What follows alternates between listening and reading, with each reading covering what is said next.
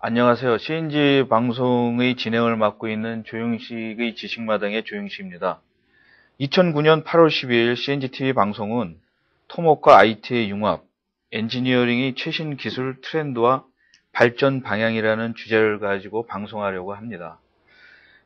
오늘 나와주실 분은 나모소프트의 강태욱 이사이십니다. 오늘 나와주셔서 감사합니다. 오늘 시청자 여러분들에게 인사하시죠. 예, 나모소프트 강태욱이라고 합니다.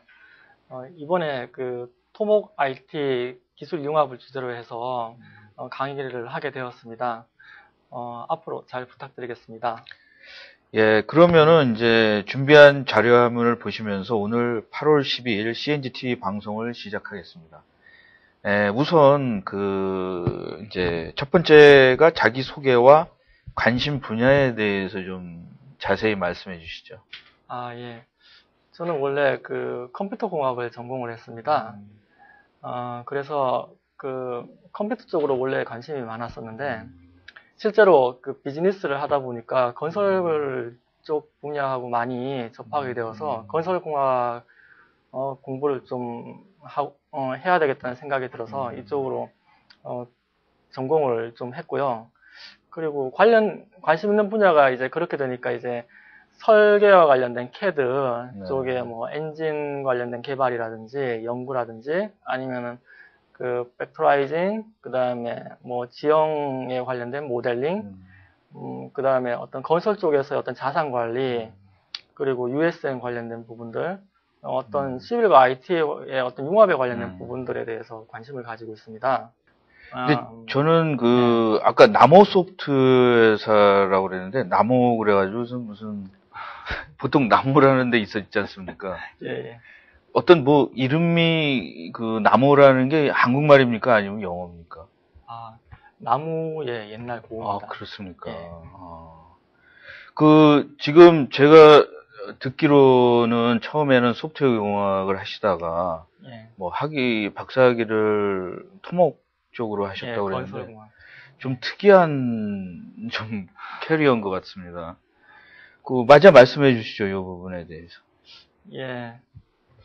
실제로 실무에 그러니까 소프트웨어 공학을 전공하고 실무에 나가 보니까 실제로 접하는 실무자분들이 용어 하나 이렇게 표현하는 거에 상당히 민감하게 반응을 하시더라고요. 예. 그러니까 뭐 비즈니스를 하는데 콘솔 쪽에 이런 용어도 몰라 이런 식의 어떤 반응. 예.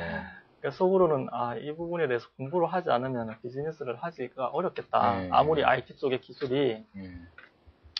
뭐 발달을 하고 뭐 필요하다고 해도. 그래서 그냥 과감하게 결정을 했습니다. 한번 공부를 한번 해봐야 되겠다 싶어서. 그리고 또 다음은 이제 좀 관심 분야가 상당히 저도 흥미로운데, 관심 분야에 대해서 좀 말씀을 해주시죠. 일단 저는 처음에 CAD 연구 개발로 시작을 했습니다. 네. 그래서 96년도에 토목 CAD를 개발을 했습니다. 네. 예, 그러면서 이제 그래픽 쪽으로 관심을 많이 가지게 되면서 이제 GIS 쪽 관련된 거, 벡터라이징이라든지 지금 화면에서 보시는 바와 같이 뭐 3D 시뮬레이션 관련된 것들, 뭐 해석 시뮬레이션, 그리고 건설 쪽에서 환경 시뮬레이션, 뭐 건설 인프라 설계 가상현실이라든지 뭐 건설 쪽에서 자산 관리라든지 이런 쪽에 관심을 두고 연구를 하였습니다. 이제 소프트웨어 공학을 하셨는데, 예. 이제 오늘 주제는 약간 융합이지만, 예. 주체는 시빌 엔지니어링입니다. 물론이죠. 그래서 다음에 시빌 엔지니어링이 강의사님에게는 어떤 의미인지 좀 말씀을 해주시죠. 예. 지금 그 전에 좀 재밌는 사진을 보여드릴 건데요. 지금 왼쪽에 보시면은 어떤 설계자분이 교량 위에서 무슨 얘기를 하고 있습니다. 근데 좀 이상하죠? 설계가 잘못돼서 지금 교량에 지금 안 맞는 상황입니다.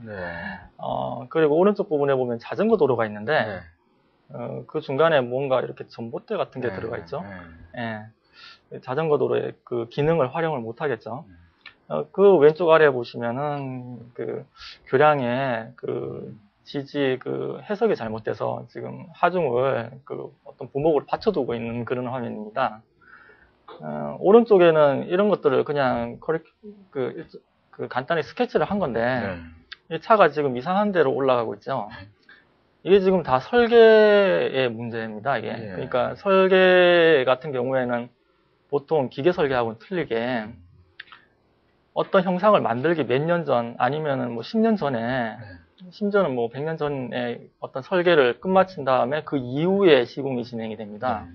건설 그러니까 시민공학이라는 게 이런 어떤 그 어려운 점이 있습니다. 이슈가. 그래서 다음 화면을 보시면은 다음 화면을 보시죠. 이게 그 시빌 엔지니어링의 어떤 전체적인 어떤 프로세스인데 각각의 어떤 분야마다 아주 다양한 사람들이 모여서 어떤 한 그 데이터라든지 정보를 가공해서 다음 단계로 넘어가면은 또 새로운 일들이 이렇게 진행이 됩니다. 항상. 그래서 플래닝, 디자인, 에스티메이션 이런 식으로 진행이 돼서 마지막에 컨스트럭션해서 메인터넌스까지 그 시간차가 상당히 길죠. 이게 기계라든지 어떤 다른 분야하고 좀 다른 것 같아요. 그러니까 이 시민공학이 이런 어떤 비가시적인 어떤 특성과 프로세스 지향적인 특성 그리고 이 수주산업이죠. 그러니까 사실은 인프라스트럭처가 똑같은 게 없을 겁니다. 각각 다르거든요. 지형 그렇죠. 상황에 따라 다르니까. 이런 어떤 지형 대규모의 어떤 복잡성을 가지고 만들어내는 어떤 프로세스 지향적인 그 분야라고 생각하시면 됩니다. 다음은 시빌과 IT라는 그림을 보여주셨는데 재밌는 그림인데 한번 설명을 좀 해주시죠. 이거는 좀 비유가 좀 적절할 것 같아서요. 이 시빌 엔지니어링 같은 경우에도 그 어떤 오토메이션에 상당히 지금 영향을 많이 받고 있습니다. 지금 이 그림은 이런 어떤 상황을 빙하기 이후에 만 년 정도 흘러가지고 이제 섬이 오토메이션 테크닉에 관련된 섬이 이렇게 떠오르고 있는 것을 표현을 한 겁니다. 그래서 저 그림 같은 경우에는 2000년대까지 표현이 되어 있는데 지금 90년대 같은 경우에 인터넷이라는 어떤 그 해변이 보이고 있죠. 경계점에. 그리고 웹 입점령이 곧 나타나고 SaaS라든지 이제 버추얼레이제이션이라든지 BIM, CIM 이런 것들이 아직 가라앉아 있는 상황을 보시고 계시는 겁니다. 근데 2000년이 지나면서 이제 그게 수면 위로 이제 올라오고 지금 일본은 적용이 되고 있는 상황이죠. 근데 건설 쪽 같은 경우에, 그러니까 이 시민공학 같은 경우에는 아직까지 이런 부분에 대한 혜택이 좀 제대로 좀 못 받지 않았나 이런 생각이 좀 듭니다. 좀 어려운 질문 같은데 왜 그랬을 것 같습니까? 지금 그러니까 시빌 엔지니어링이 사실은 아까 특성이 상당히 그 대규모의 그 어떤 데이터 정보량, 처리 정보량도 상당히 많고 비정형적인 데이터가 많습니다. 그러니까 실제로 그런 어떤 정보를 제대로 분석해내기 전까지는 막상 뭐 오토메이션 하는 게 사실은 상당히 힘든 거죠. 거기에다가 시간차가 존재를 합니다. 설계하고 시공에는.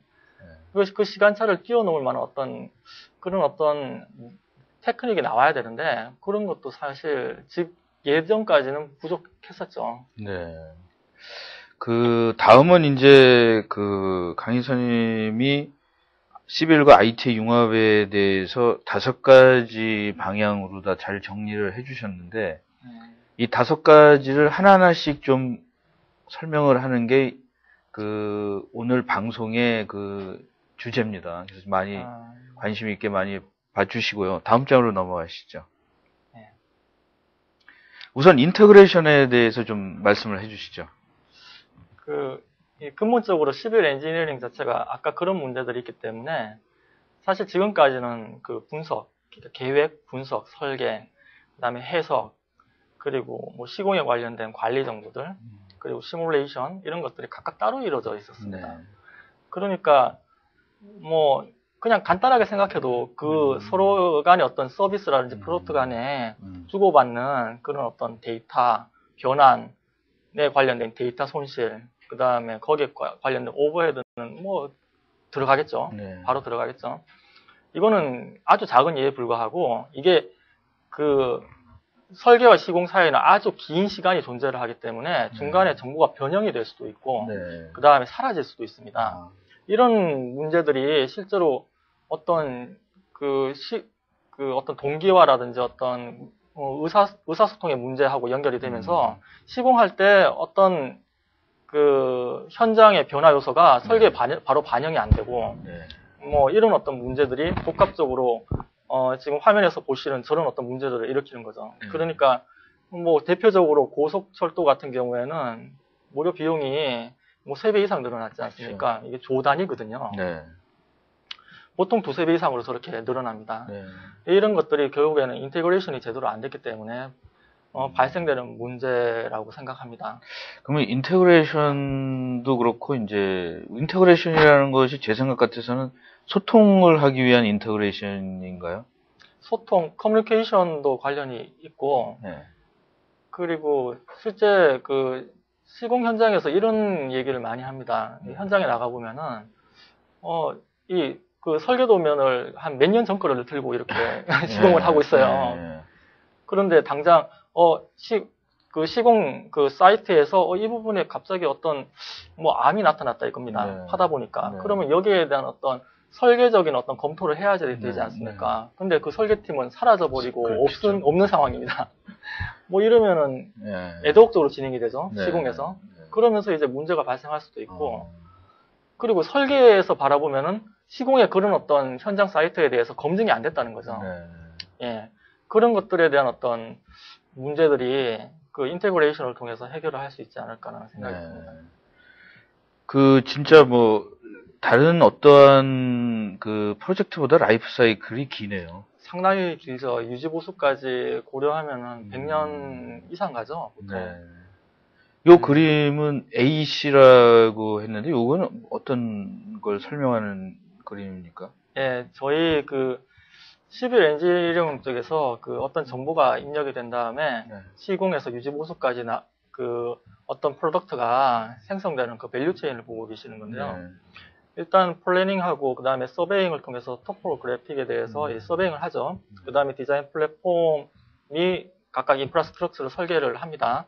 그리고 그 어떤 수량을 에스티메이션을 하고 그리고 코스트를 결정을 하고 거기에 대한 어떤 대안을 뭐 A안, B안, C안에서 비교를 하게 됩니다. 그래서 가장 유리한 대안으로 결정해서 이제 컨셉션을 하고 메인테넌스를 하게 되는데요. 여기에 관련된 그 체인들이 지금은 다 끊어져 있다라고 보시면 됩니다. 이게 제대로 각각 유연하게 이렇게 정보가 손실되지 않고 넘어가는 경우가 아직 그룹 플랫폼을 보는 적은 없는 것 같습니다. 예. 이게 그 너무 다양한 지식을 필요로 해서 그런 거가 아닐까요? 한두 사람이 뭐 이걸 만들 수 있는 상황은 아닌 것 같은데. 예, 맞습니다.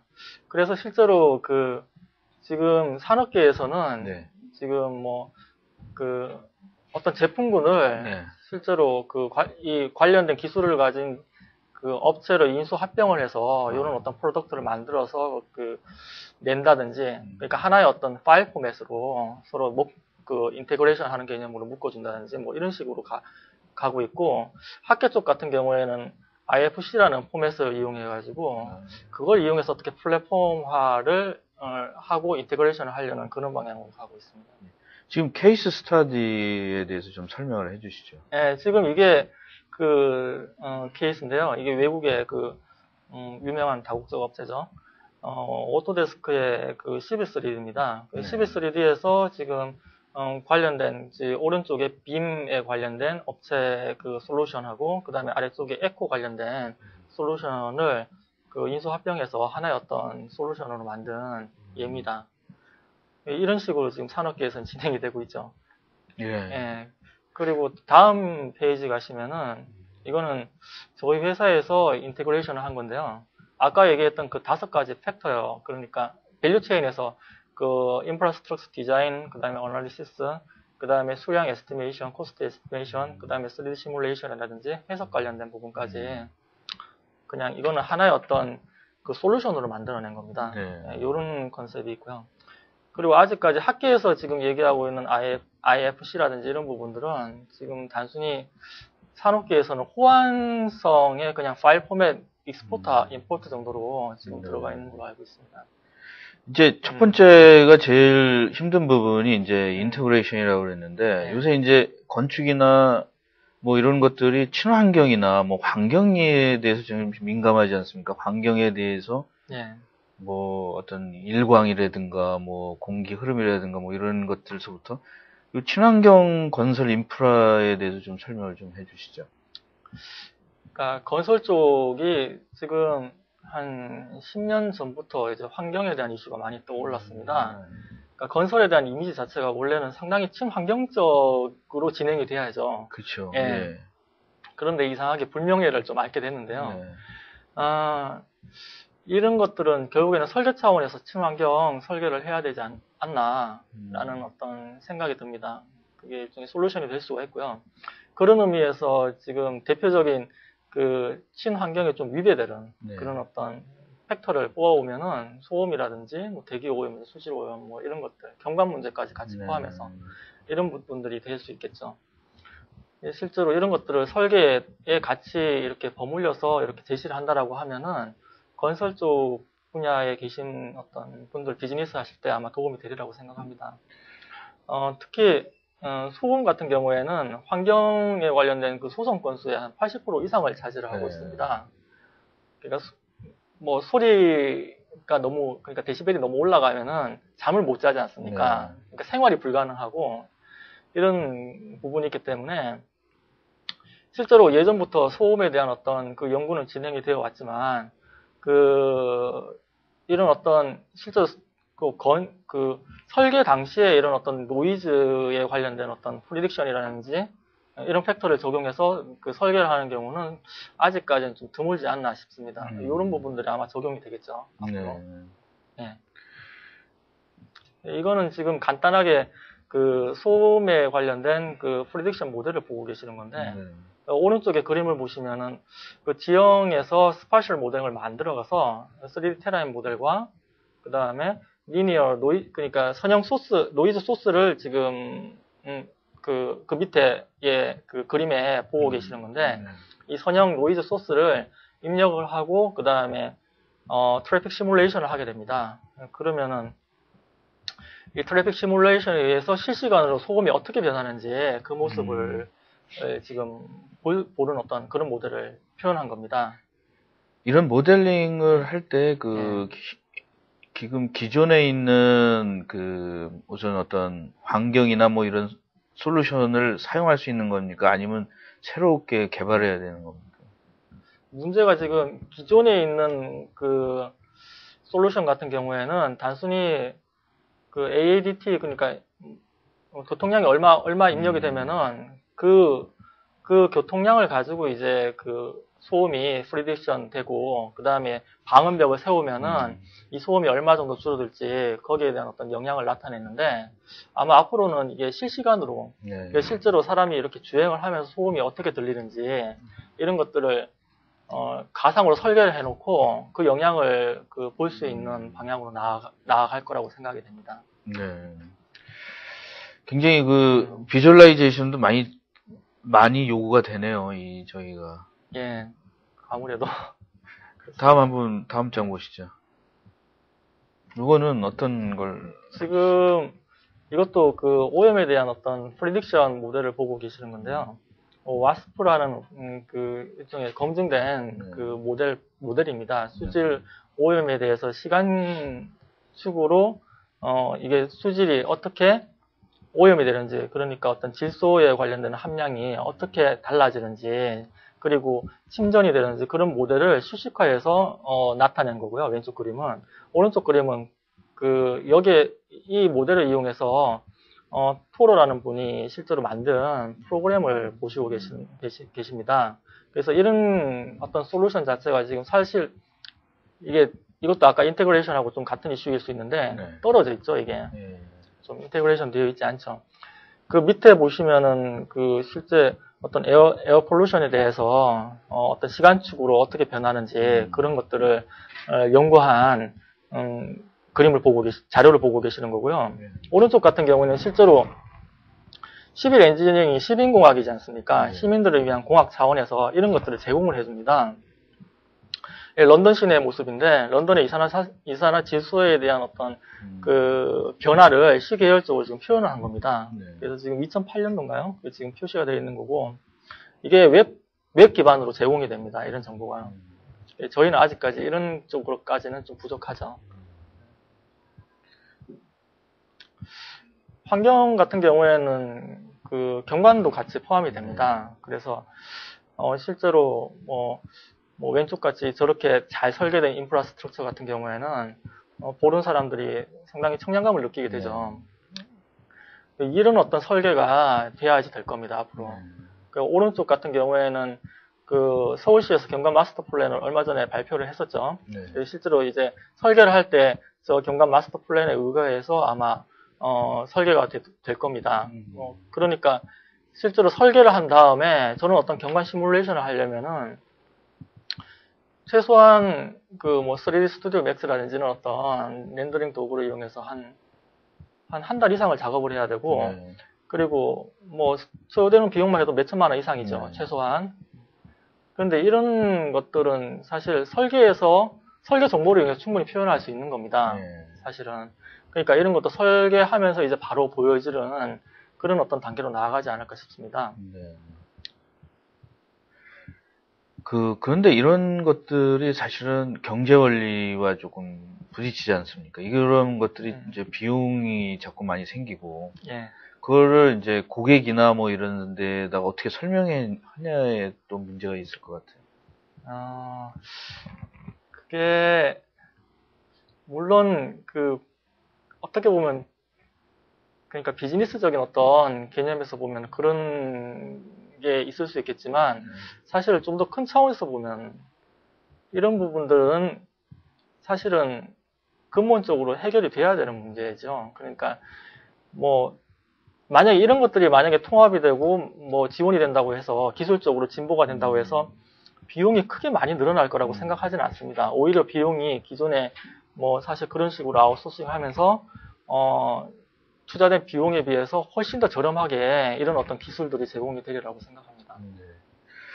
그 다음에는 이제 큰 주제 중에 하나가 이제 메인터넌스라는 부분인데, 이거는 사실은 메인터넌스는 경제성으로다가는 가치가 있는 것 같아요. 왜냐하면 이런 건물 같은 데는 짓는 비용도 있지만 수십 년 동안 사용하는 비용을 절약할 수 있다면 상당히 그 고객들에게는 좋은 소식일 수 있는데 좀 설명 좀 해주시죠.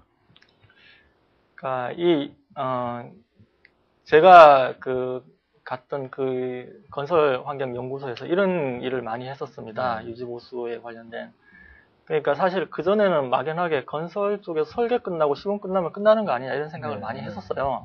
좀 상당히 무식했죠, 어떻게 보면.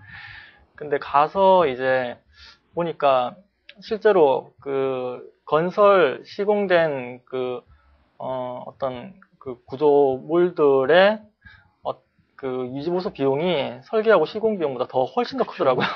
이게. 그리고 이미 외국 같은 경우에, 선진국 같은 경우에는 이 메인터넌스 시장이 설계 시공 시장보다 더 큰 경우가 많습니다. 예. 대표적인 업체들이 많죠. 여기에서 지금 건설 쪽에서 2위권, 파슨스 같은 1, 2위권 업체들이 유지보수를 항상 끼고 들어갑니다. 어떤 비즈니스를 할 때. 결국에는 그 업체들이 가지고 있는 시스템이라는 게 유지보수를 합리적으로 디시전 할 수 있는 그런 시스템을 가지고 있는 거거든요. 설계할 때부터요. 그런 의미에서 이 유지보수 같은 경우에는 점진적으로 더 중요하게 아마 부각될 것이라고 생각합니다. 실제로 인프라스트럭처 같은 경우에는 브릿지라든지 어떤 트래픽 관련된 시설물들, 페이브먼트, 파이프라든지 이런 거 여러 가지 것들이 있죠. 미국 같은 경우에는 이미 60년대 교량이 건설된 게 지금 상당히 많죠. 지금 보시다시피. 나머지 최근에 건설된 건 오히려 별로 없습니다. 밑에 보시면은 얼마 전에 2007년도였나요? 그 붕괴 사고가 일어났던 그 고속도로에서 보시는 바와 같이 어떤 유지 보수에 관련된 개념이 없으면은 인명 손실까지 일어날 수가 있는 부분이라서 이 부분은 사실 국가적인 차원에서 투자를 해야 되는 부분이죠. 예. 그래서 이 유지 보수에 관련된 어떤 간단하게 어떤 식으로 중요한 팩터가 있는지 한번 보면은 일단 데이터를 실제로 어떤 교량이라고 하면은 교량에 관련된 데이터를 콜렉션을 하는 부분이 있겠죠. 그러니까 크랙이 갔는지 안 갔는지 뭐 이런 부분들을 사람이 일일이 그걸 체크하고 다닐 수는 없지 않습니까? 수많은 교량을 언제 붕괴 사고가 일어날지도 모르고 손상이 갈지도 모르죠. 그리고 이게 퍼포먼스를 모델링을 해야 될 겁니다. 그러니까 이 교량이라는 게 어떤 특정 지점을 지나면서부터 이 데미지는 반드시 유지 보수를 해야 된다라고 하면은 그 퍼포먼스를 일종의 예측할 수 있는 모델이 있어야 되겠죠. 포장이면 포장, 교량이면 교량 따로 다 있어야 될 겁니다. 이런 부분을 모델링을 해야 될 겁니다. 그리고 대안을 개발을 해야 되겠죠. 그러니까 내가 이 퍼포먼스를 유지를 하기 위해서 이런 유지 보수 기법을 쓰겠다라고 하면은 그 기법이 A안, B안, C안 이런 식으로 들어올 겁니다. 그런데 그 기법을 쓸 때 오른쪽 하단과 같이 디시전 트리를 쓰겠죠. 아니면은 뭐 다른 어떤 IT의 어떤 신경망이라든지 이런 기법을 쓸 수도 있을 겁니다. 좀 약간 사람 팩터는 들어가야 되겠죠. 그 사람이 디시전을 하고 그 다음에 거기에 대해서 이제 실제로 유지 보수를 하는 어떤 임플리먼테이션 작업이 들어갈 겁니다. 이런 어떤 절차로 이루어져 있고 이런 것들이 상당히 IT 지향적인 어떤 기술이 필요하다는 거죠. 그래서 GIS라든지 어떤 데이터베이스라든지 그 다음에 센서라든지 어떤 약간 디시전 트리 같은 어떤 마이닝 기법 같은 것도 들어갈 필요가 있을 겁니다. 예. 그 다음 장에서 주로 많이 설명을 해주셨는데 이제까지 이런 어떤 일종의 자산 관리죠. 어셋 매니지먼트 시스템이라는 게 이게 좀 약간 주먹구구식으로 개발된 감이 있어요. 지금까지는. 그렇죠. 지금은 자산의 목록 관리에 지나지 않죠. 그러니까 원래 개념은 이런 개념이거든요. 근데 그냥 데이터만 모아두고 그거를 활용하지 않는다라고 하면은 자산 관리라고 말을 할 수가 없을 겁니다. 그래서 실제로 그런 어떤 문제점들이 사실 비슷한 어떤 데이터 항목들, 인벤토리를 각각 A, B, C 업체들이라든지 아니면 어떤 정부 조직에서 개발이 되고 그게 서로 호환이 안 되고 그리고 데이터만 컬렉션 했다가 그냥 사라지고 이런 어떤 경우가 상당히 많습니다. 그래서 이런 어떤 일종의 데이터베이스를 디자인을 할 때도 좀 표준화시켜서 디자인을 해야 되고 그 다음에 이런 어떤 포장이라든지 시설물 교량 관리 같은 것도 컴포넌트 방식으로 해서 플러그인트해서 활용이 되는 방향으로 개발이 된다라고 하면은 사실 이런 어떤 시스템을 만드는 것도 상당히 비용이 절감이 되겠죠. 이게 결국에는 웹 서비스라든지 아니면은 구글의 매시업 서비스하고 같이 연동이 되면은 상당히 효과가 클 거라고 생각이 듭니다. 여기서 SMS나 RMS, 그다음에 PMS 요거에 대해서도 먼저 좀 설명을 좀 해주시죠. 지금 이게 지금 현재 메인터넌스의 시스템이 들어가 있는 건데요. 지금 왼쪽 위에는 사명 관리 시스템을 보고 계시는 겁니다. 사명 붕괴가 지금 오늘도 비가 많이 왔지만 최근 장마철이니까 아마 사명 붕괴가 일어날 가능성이 커질 겁니다. 이런 건 붕괴가 일어나면 일단 인명손실로 연결이 되기 때문에 여기에 24시간 사람이 있을 수는 없기 때문에 센서를 다 USN 베이스로 해서 다 센서링을 한 다음에 그 다음에 데이터를 액퀴지션해서 어떤 특정 위험한 어떤 트리거 밸류 밑으로 내려가면은 자동으로 경고 메시지가 발생하게끔 시스템이 구축이 되어 있는 거고요. 오른쪽에 보면은 교량을 조사를 할 때도 크랙이 있는지 없는지 사실 밑에 부분까지 사람이 조사하기 어렵지 않습니까? 그런 것들을 좀 로보틱스를 이용해서 좀 자동화하는 부분. 그리고 사실 유지보수 쪽에서는 포장이 상당히 큰 역할을 큰 부분을 차지를 합니다. 포장은 사실 일종의 지우개와 같아요. 계속 따라 없어집니다. 그게 계속 파이고. 근데 포장이 파여 있으면 그것도 사실 상당히 위험하죠. 그렇죠.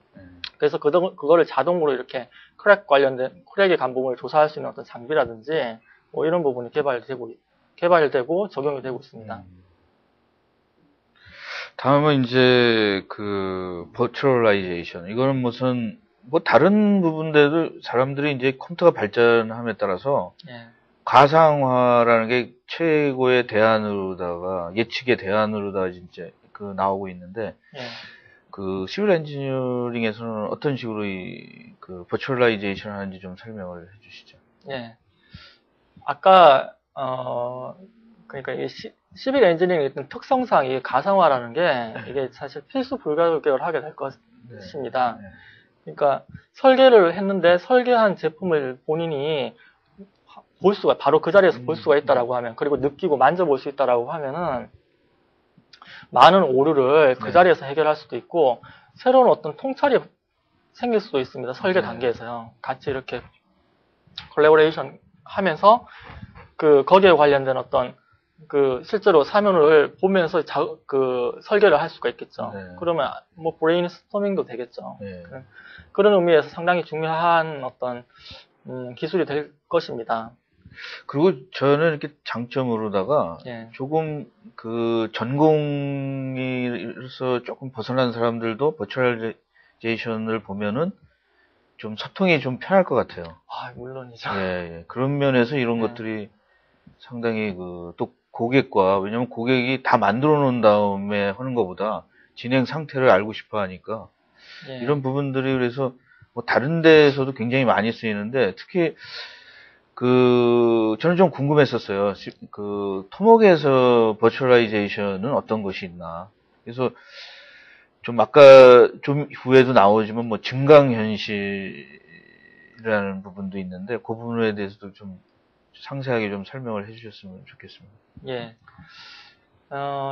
일단 여기는 가상시공에 관련된 섹션인데요.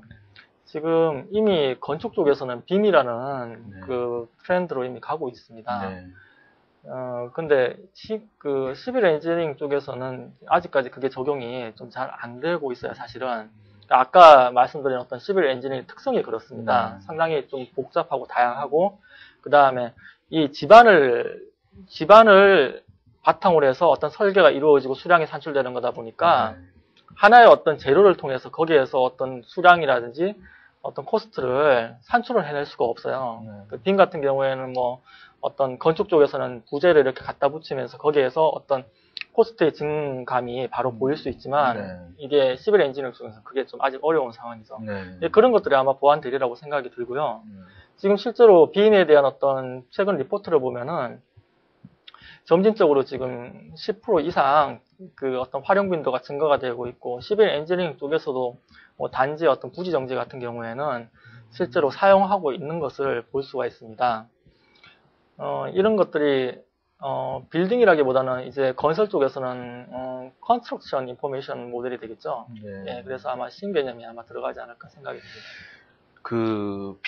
빔이라는 것이 이제 좀 빌딩이라는 표현이 뭐 이렇게 시빌 엔지니어링의 빌딩이랑 같은 거로 쓰인 겁니까? 아니면 건물 중심으로 발달되고 있는 겁니까? 빔이 원래 제일 처음에 건물 중심으로 발달이 되어서 이제 그런 빔이 아마 들어간 것 같은데요. 실제 빔이라는 개념은 건설 쪽에서 상당히 유용하게 사용이 될 수 있습니다. 그래서 빔이라는 걸 반드시 건축만 이렇게 한정지어 생각하시면은 좀 약간 비즈니스를 좀 좁게 보일 수 있는 어떤 오류에 빠질 수가 있을 겁니다. 이제 구체적인 질문은 빔도 빔의 어플리케이션이 많이 나오지 않습니까? 지금 굉장히 많이 나오는데 이거를 토목에 그냥 적용할 수 있는지 아니면 적용하기가 어려운지에 대해서 알고 싶은데요. 그게 아직은 적용하기가 어렵습니다. 그렇죠. 아직 그러니까 건설 쪽에서는 어떤 비용의 한 50-60% 이상이 결국에는 토목 작업에서 나옵니다. 그래서 예를 들면은 얼마나 깎고 얼마나 쌓느냐에 따른 물량이 공사비 50-60%를 차지를 합니다. 그런데 그런 것들에 대한 어떤 그 수량에 대한 그 계산이 안 되죠. 네. 아직까지는. 네. 예, 그런 부분들을 어느 정도 잘 접목을 하고, 그 다음에 대용량 지형에서 이게 자연스럽게 돌아가면은 빔도 확실히 지금보다는 훨씬 더 많이 확대될 거라고 생각이 듭니다. 네. 컨스트럭션에 대해서는 어떠한 그 추상화 작업이 들어갑니까? 컨스트럭션. 여기 있어요. 그 예. 케이스 스터디를 좀 설명해 예, 주시죠. 예. 지금 저 케이스 스터디에서 실제로 왼쪽 아래 보면은 그 동부건설에서 이제 가상 시공을 네. 통해서 이제 그 건설된 교량을 보고 계시는 거고요. 근데 저런 것들이 아직까지는 좀 한정적입니다. 네. 지금 건설 쪽에서는 아까 그런 문제들 때문에요. 네. 근데 그건 기술적으로 아마 충분히 해결될 수 있을 거라고 생각이 들고, 오른쪽 같은 경우에는 싱가포르에서 그 이런 어떤 그 빔이라는 걸 가상 시공을 이용해서 이걸 IFC 파일 포맷으로 변환한 다음에 법규에 관련된 규정들, 뭐 안전 규정 이런 것들을 다 체크를 해서 이제 외부로 그 포스팅을 하는 서비스를 보여드리고 있는 겁니다. 그러니까 이런 식으로 아마 이게 그냥 단순히 뭐 설계에서 시공까지 끝나는 게 아니고 어떤 진짜 시민공학이죠. 시민을 위한 어떤 서비스 제공에까지 연결이 될 수 있다는 겁니다. 저는 좀 개인적으로 좀 요새 관심이 많은데, 그 증강현실이라는 부분에 대해서 좀 설명을 해 주시죠. 증강현실 같은 경우에도 사실 그 시빌 엔지니어링 쪽에서 많이 필요하는 기술이죠. 네. 이 기술도. 원래 백그라운드 같은 경우에는 뭐 저는 어떤 그 라이브러리 같은 어떤 시설물들에 대한 안내 용도로 연구 개발이 되었었습니다. 네. 그래서 이게 모바일 개념으로 발전이 됐죠. 저렇게 네. 그 어떤 뭐 비주얼 트레이닝이라는 어떤 연구가 진행이 됐었습니다. 이 증강현실 같은 경우에는 실제 그 어떤 그 실사물과 그 다음에 가상에 있는 사물을 저런 어떤 그 글라스에 이렇게 같이 하이브리드 시킴으로써 이제 표현해 주는 거거든요. 가시화 시켜 주는 거거든요. 그래서 증강현실이거든요. 저 증강현실을 사용을 하려면은 그 가상 모델과 현실 모델을 어떻게 매칭을 시켜야 될지 그 기준점을 다 만들어 줘야 돼요. 그거를 뭐 예를 들어서 뭐 비전 관련된 뭐 어떤 기술이라든지 아니면 저런 마크를 이용해서 마크를 어디 뭐 이런 어떤 사물에 붙여놓고 그 마크 위에 어떤 가상 그 오브젝트를 그 증강현실을 한다든지 이런 개념으로 지금 가고 있거든요. 근데 이제 저 부분이 이제 건설 쪽에 적용이 된다라고 하면은 건설 쪽은 사실은 그 지금 겉으로 드러나 있는 것보다 속으로 이렇게 파묻혀 있는 게 꽤 많아요. 그렇죠. 예. 그래서 그런 부분들을 증강현실에 잘 적용할 수 있다라고 하면 유지보수할 때도 많이 도움이 되고, 예. 뭐 어떤 문제가 일어나는지 미리 체크할 수도 있고 상당히 아마 잘 비즈니스 할 때도 도움이 많이 될 거라고 생각합니다. 이런 거 이제 태그나 뭐 이런 거기 때문에 GPS나 이런 거 연결이 많이 될 것 같은데 상당히 이게 참 그 상상력이 뛰어난 것 같습니다. 예, 그 사실 왼쪽 그림은 상상력이 뛰어난 화면이죠. 사실은 증강현실은 아직까지 그 연구가 지금 계속 되고 있는 분야고 현실에 적용하기에는 좀 약간 한계가 좀 많습니다. 특히 시빌 엔지니어링 쪽 같은 경우에는 이런 마크를 각각 저런 어떤 그 사물에다 각각 붙여 넣는다는 게 쉽지는 않죠. 그 마크가 없어질 수도 있고 환경적인 요인에 의해서. 오른쪽 같은 경우에는 그 사실 도시에 대한 어떤 그 계획을 그러니까 얼반 플래닝을 하는 그런 어떤 모습을 보시고 계시는데 저런 부분까지는 지금 가상현실로 어느 정도 커버가 됩니다. 저거 할 때는 물론 저 때도 어떤 마크업이라든지 그리고 그 어떤 그 포인터를 이용해서 인식하게끔 컴퓨터가 인식하기 쉽게끔 그 어떤 장치를 만들어 놓고 작업을 하죠. 그런데 그러니까 왼쪽 아래쪽 같은 경우에 실제로 이게 시빌 엔지니어링 쪽에서 적용을 할 수 있을 만한 분야인데 그 상하수도 관망 같은 경우에는 사실 겉으로 드러나지 않으니까 표현이 안 되지 않습니까? 그 예전에 대구 지하철 사건처럼 뭐 이렇게 뭐 유지보수 하다가 사건이 크게 터지는 경우도 있어요. 네. 그럴 경우에 증강현실을 이용할 수 있다라고 하면은 많은 도움이 될 겁니다. 이럴 때 아까 그런 어떤 문제점들을 좀 해결을 해야 되고요. 그 오른쪽 같은 경우에도 어떤 트래픽 관련된 정보를 증강현실로서 이렇게 표현해주면은 좀 더 편리하겠죠, 사용자들이. 저는 개인적으로 이거를 처음으로다가 느낀 거는 몇 년 전에 예. 미국에서 그 망원경을 하나 팔았는데 망원경으로다가 이 별을 보면 별에 대한 정보가 옆에 이렇게 글씨로다가 보여주는 거가 시작인 것 같아요. 이게 지금 막 좀 그 컴퓨터가 발달되고 뭐 아이디어가 많이 나와서 그러는데 이게 몇 년 동안 이렇게 잠재적으로 좀 이렇게 뭐 이렇게 진행이 된 것 같은 느낌이 들거든요. 예, 이게 실제로 그러니까 컴퓨터 사이언스 쪽에서는 상당히 오래됐어요. 이 부분은. 예. 상당히 오래됐고, 뭐, 영화를 통해서도 많이 소개가 네. 되었었죠. 근데 실제 아까 그 환경적인 어떤 문제들이 네. 있습니다. 그러니까 조명의 어떤 밝기라든지 이런 거에 따라서 마크업이 인식이 될 수 있고 안 될 수도 있습니다. 예를 들면. 뭐 이런 부분이 지금 점진적으로 개선이 되고 있고, 요즘에는 이런 어떤 연구들을 거의 오픈소스로 진행을 하죠. 그러니까, 아규먼티드 툴킷이라고 해서 이런 어떤 툴킷을 쓰면은, 그런 아까 문제점들을 미리 좀 빨리 발견을 하고 그 위에서 기술을 좀 개선을 시킬 수 있는 그런 환경 토대가 많이 마련이 됐거든요. 그래서 지금보다는 훨씬 더 이렇게 좀 가속이 되지 않을까 싶습니다. 네, 그럴 것 같네요. 예. 그 마지막으로 유비쿼터스 부분을 좀 설명을 해주시죠. 다음 장. 예. 이게 사실 그 기술적인 주제라서 이제 유비쿼터스라는 그 타이틀을 건 건데요. 네. 이게 실제로 그 비즈니스적으로 보면 이게 스마트한 거죠. 그러니까 네. 스마트한 삶을 원하는 겁니다. 네. 많은 분들이. 이런 그 스마트한 삶에 지금 대표적으로 지금 진행하고 있는 비즈니스 모델이 UCT죠. 예, UCT. 예, 근데 지금 아직까지 UCT가 완전한 유비쿼터스까지는 가지 못한 것 같아요. 네. 지금 무선 네트워크 정도 이렇게 지원이 되고 뭐 이 정도인 것 같은데 건설 쪽에서 이런 어떤 유비쿼터스 개념을 잘 쓰면은 아마 상당 부분 많은 어떤 비즈니스 그 마켓을 상출을 할 수 있을 거라고 생각합니다. 지금 유비쿼터스에 대한 어떤 기본 컨셉은 사실 그렇죠. 일종의 그 상당히 동양적인 컨셉이에요, 이게. 네. 그러니까 사물이 각각의 생명력이 있다 이 얘기입니다. 네. 그래서 그 사물이 생명력이 있으니까 그 사물에 말도 걸어보고 그 사물을 통해서 어떤 정보를 취득을 할 수 있고 그 사물들끼리 어떤 협업을 통해서 어떤 새로운 정보를 저한테 전달을 해줄 수도 있을 겁니다. 이런 것들을 기술적으로 구현을 하려고 노력을 하는 거거든요. 네.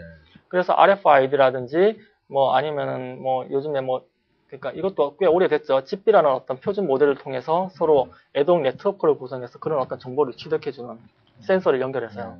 그런 쪽을 지금 계속 연구 개발하고 있고 일부 적용이 되고 있거든요. 네. 오른쪽 같은 경우에는 실제 그 어떤 건설이라든지 어떤 시공 현장의 자재 관리에서 그 RFID 태그를 이용해서 자재 관리를 하고 그 다음에 이게 어떻게 이동이 되는지 뭐 어떤 변화가 일어나는지 모니터링하는 그런 시스템을 보시고 계시는 거고요. 다음번에는 이제 무슨 시설물 관리나 뭐 이런 메인테넌스도 상당히 유비쿼터스의 마켓 안에 들어가는 것 같은데. 예, 이 부분도 상당히 중요한 그 기술 영역인데, 일단 예를 들어서 터널 같은 경우에는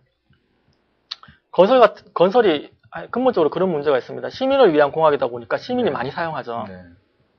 문제가 일어나면 대형 사고가 나죠, 이게. 그렇죠. 그러니까 미리 센서링이 돼야 돼요. 네. 옛날에는 사람들이 이렇게 가서 이제 그 터널에 크랙이 일어난 거를 보고 이제 어떤 대장에다가 적고 기록하고 그거를 뭐 주기별로 그렇게 하죠. 근데 실제로 그걸 통해서 뭐 붕괴 사고를 미리 예측할 수 있다. 이건 상당히 어려운 일입니다. 아예 그냥 USN 센서를 박아놓고 그 다음에 그거를 그 정보를 어떤 그 위험한 트리거 밸류 밑으로 내려가면은 자동 통제를 할 수 있는 방향 쪽으로 가는 게 옳은 것 같고요. 거기에 따라서 이제 실제로 테스트 베드가 이제 여러 군데 이제 지금 진행이 되고 있는 겁니다. 그래서 그 위에 또 지금 어떤 터널에 부산의 어떤 터널에 지금 USN을 적용을 한 개념을 보고 계시는 거고요. 그리고 그 밑에 있는 부분도 교량에 USN 관련돼서 이제 그 USN 기반으로 시스템을 적용을 한 게 됩니다. 그래서 결국에는 USN이라는 게 유비쿼터스에다가 플러스 센서 네트워크니까 센서에 대한 어떤 개념도 상당히 그 중요하죠. 그리고 실제로 그 유비쿼터스가 제일 처음에 시작될 때는 상당히 좀 이상적이었거든요. 그러니까 뭐 공중에서 스마트 더스트를 뿌리면은 그게 어떤 그 산에 이렇게 그 USN이 이렇게 모트가 이렇게 들어가서 산불이 나면 미리 알려줄 수 있다 이런 개념으로 갔는데 저도 한번 본 것 같아요.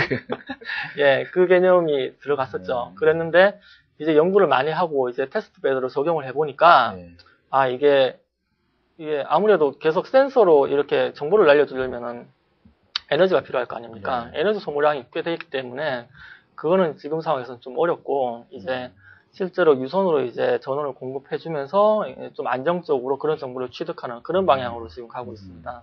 네. 이런 어떤 유비쿼터스 같은 경우에는 사실 이 센서 기술이 카메라 같은 경우에 일종의 센서거든요. 그러니까 이 카메라에서 어떤 취득된 그런 어떤 정보들을 좀 스마트하게 뭐 데이터 마이닝 기법이라든지 이런 것들 이용해가지고 미리 뭐 차량의 어떤 진행 경로가 이상하다. 저 차 같은 경우에는. 그러면 사고가 미리 날 수 있기 때문에 저 차에 대한 정보를 미리 취득을 해서 뭐 어떤 뭐 통제를 한다든지 뭐 이런 어떤 컨셉으로 갈 수도 있죠. 그래서 스마트 카메라에 대한 어떤 그런 개념이 더 들어갈 수도 있고요. 그 다음에 오른쪽과 같이 이렇게 메시업 서비스를 통해서 그걸 통합 관리하는 그 항공 사진을 통해서 그런 어떤 개념들 뭐 그런 것들이 들어갈 수 있습니다. 뭐 여러 가지 핵심적으로 많이 좀 새로운 지식들을 많이 트렌드를 확실하게 얻은 것 같은데요. 이제 좀 그 질문 받을 시간도 있기 때문에 좀 제언과 결론을 좀 말씀해 주셨으면 좋겠습니다. 아, 예. 일단 지금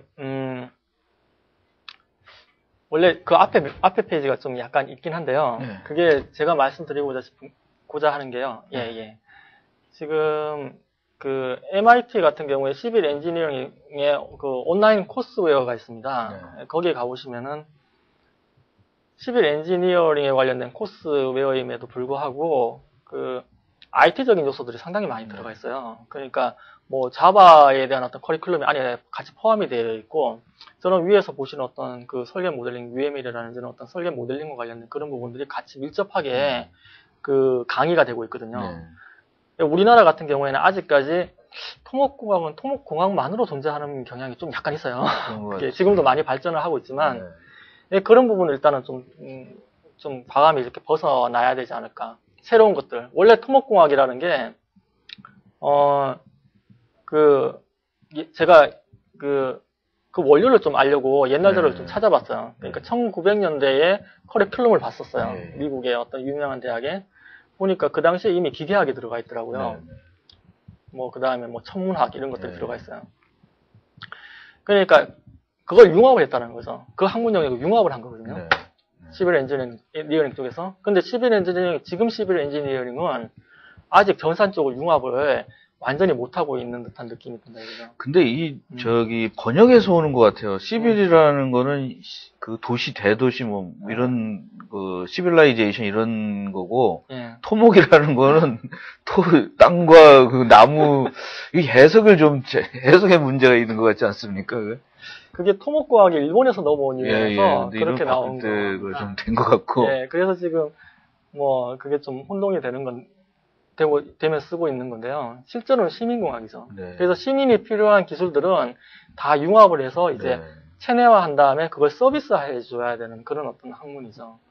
굉장히 크로징을 멋있게 해주셨었는데 밸류, 미션, 프린시플, 테크닉 이걸 좀 설명을 좀 해주시죠. 궁금해가지고. 그러니까 제가 지금 뭐 어떤 그러니까 이 자리에서 지금 이런 얘기를 할 수 있는 것도 이런 어떤 나름대로 어떤 좀 원칙을 가지려고 노력을 했기 때문에 그런 건데요. 그러니까 저는 원래 앞전에도 말씀드렸다시피 컴퓨터 사이언스를 했죠. 그러니까 전사과 나와가지고 이제 뭐 프로그래밍을 하다 보니까 비즈니스 쪽에 관심이 있어서 이제 그쪽 비즈니스의 학문 영역을 이제 들어간 거죠. 네. 들어간 시기죠. 사실 그렇습니다. 만약에 제가 그렇지 않았다라고 하면 그냥 엔지니어로만 그냥 이렇게 아마 끝날 가능성이 컸겠죠. 그러니까 엔지니어의 어떤 자부심은 가지고 있대. 본인이 속한 부분이 만약에 금융이다라고 하면은 아니면 건설이다라고 하면은 그쪽 분야에 대해서 전문 지식을 파고들어야 된다는 얘기입니다. 아주 깊이 파고든 다음에 거기에 대한 지식을 완전히 융합을 해야죠. 자기 자신하고 체내화를 시켜야 된다고 생각합니다. 그래야지 본인이 배운 어렵게 배운 그 엔지니어링 기술로 만들어낸 프로덕트가 가치가 있겠죠. 예. 그래서 그런 뭐 발전이라고 해야 되나요? 아니면은 뭐 삶의 어떤 그 결정이라고 해야 되나요? 그렇게 하려면은 이런 어떤 뭐 자기 성찰이라든지 뭐 시간 관리라든지 아니면 주변에 뭐 멘토분들이 있으면 더 좋죠. 그리고 자기 개발도 좀 필요한 부분이 있고 이런 것들은 사실 테크닉적인 면이죠. 그런데 자기의 그 엔지니어로서의 어떤 사명이 있어야 된다는 얘기죠. 자기 사명이 만약에 자기 분야에 대해서 뭔가 크게 조금이라도 이바지하고 싶다.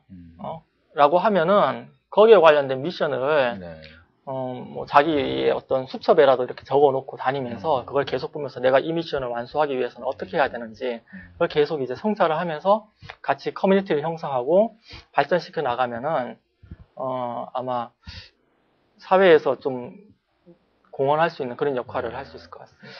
크로징이 참, 저도 이거 굉장히 진짜 100% 동감하는, 저도 이거 그림을 좀 하나 사용을 해야 할 것 같습니다. 지금 이제 질문들이 좀 많이 들어와가지고 질문에 대해서 좀 이제 하는 시간인데, 이제 질문을 한번 같이 보면서 좀 하겠습니다.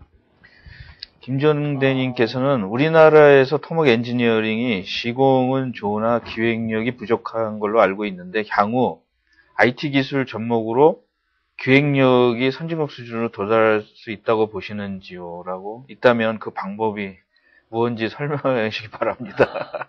굉장히 무슨 요구사항처럼 저기 됐는데 말씀하시죠, 편하게. 저희도 그러니까 저 개인적인 차원에서도 저런 어떤 문제에 대해서 상당히 지금 고민을 하고 있고 지금 그 여러 가지 그 관련된 부분에 대해서 지금 그 연구를 하고 있습니다. 근데 완벽하게 도움은 안 되겠죠. 완벽하게 도움이 된다라고 얘기하면 그건 좀 약간 좀 너무 과장한 것 같고요.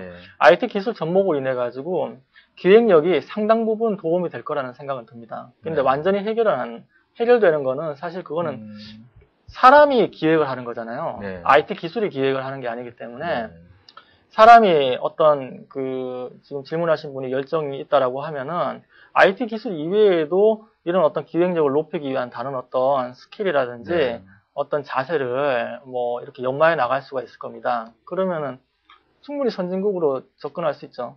그러니까 IT 기술 같은 경우에 이미 많은 그러니까 발전이 했다고보다는 어느 정도 지금 어디에서 그런 얘기까지 나오더군요. IT 기술이 지금 성숙 단계에 접어들었다 이런 얘기까지 나오더군요. 기술이 어느 정도 오픈이 다 돼 있습니다. 그 오픈된 기술, 잘 활용만 하면 되는 겁니다. 근데 좀 이상한 게, 저도 이제 IT를 한 30년 이상 했는데, 처음엔 좀 IT 만능주의 좀 많이 빠졌었어요. 근데, 기획은 2000년, 2500년 동안 기획을 했는데도, 기획은 참 어려운 것 같아요. 그렇죠. 기획은 어렵죠. 근데, 기획은 사실 사람이 하는 일이거든요. 이게 IT가 대신할 수 있는 일이 아니고 IT라는 이런 도구가 도움이 될 수 있죠. 그러니까 아까 증강연실 할 때 같이 이렇게 같이 보면서 이제 얼반 플래닝을 하면은 사람이 통찰이 생기는 거죠. 그 사람이 어떤 통찰력 같은 경우에는 IT 기술이 주는 게 아니고 이게 사실은 위에서 떨어지는 거거든요. 같이 모여서 이제 협업하면서 생기는 거기 때문에 그런 개념이 사실 맞는 것 같고요. 그래서 저는 IT는 뭐 협업을 위한 어떤 이네이블러지 그 이상도 뭐 그 이하도 좀 아닌 것 같아요. 그게 뭐 IT가 만들어주는 건 아니니까요. CAD가 뭘 완성해주고 이러는 것들은 아니라 사람이 하는 거기 물론, 때문에. 이 질문은 건설 쪽에도 문재영님께서 이런 질문을 하셨어요. 건설 쪽에도 증강 현실 활용이 되나요? 이런. 예. 그러니까 건축 쪽 같은 경우에는 환경이 그렇게 변하지 않기 때문에 증강 현실이 사용이 될 수가 있죠.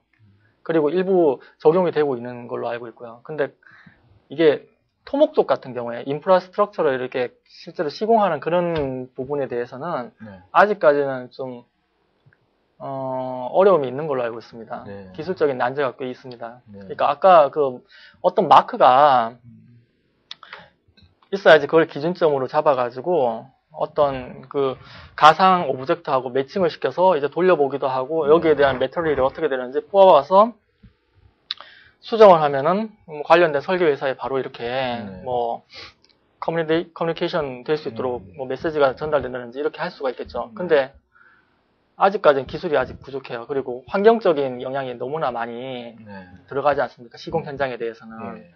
그런 부분은 아직 해결해야 될 과제라고 생각하고 있습니다.